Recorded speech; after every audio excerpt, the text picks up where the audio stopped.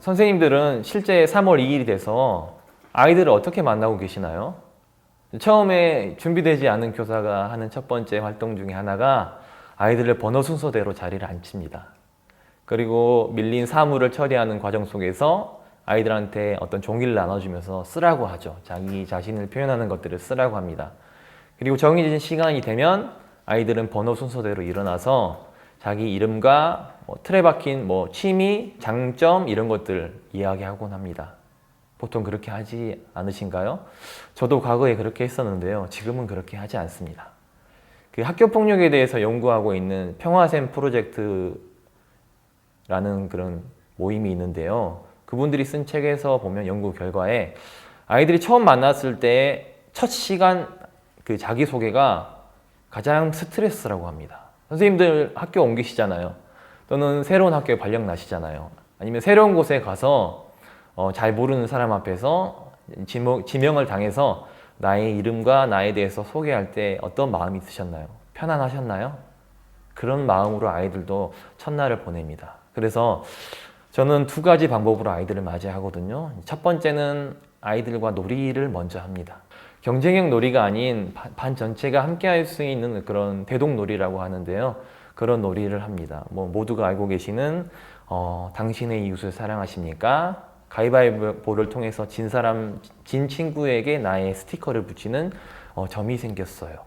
그 다음에 빈자리를 만들어 놓고 친구들을 이렇게 초대하는 손님 모셔오기라는 이런 활동들을 통해서 아이들과 함께 즐거운 시간을 보냅니다. 어느새 아이들이랑 함께 시간을 보내다 보면 아이들의 표정이 밝아지는 걸 볼 수 있습니다. 처음 만났을 때는 전혀 다른 모습이죠. 이런 상태가 되면 그 다음 이제 자기소개 할까요? 이런 방법도 있지만 저는 그렇게 하지 않습니다. 충분하게 논 후에 마음을 나누는 시간을 갖습니다. 그리고 나서 또 자기소개 바로 할까요? 아닙니다. 저는 바로 자기소개하지 않고 자기소개를 준비할 수 있는 시간을 줍니다. 그래서 자기소개하는 데 필요한 자료들, 어떤 그런 시간들, 그 다음에 재료들을 제공합니다. 아이들에게. 그래서 네임 텐트라는 삼각형으로 이름표를 만들어서 들고 발표하는 방법도 있고요. 학급 긍정훈육법에 보면 나만의 티셔츠 만들기라는 활동도 있습니다. 그런 활동들을 먼저 합니다. 그래서 자기 자신에 대해서 충분히 생각하고 소개할 자료를 만듭니다. 만들고 나서 또 바로 번호 순서대로 소개할까요? 아닙니다. 연습할 시간을 주는 거죠. 짝에게도 소개해보고 모둠끼리도 소개해보고 또 다른 모둠에 가서 소개해보기도 합니다.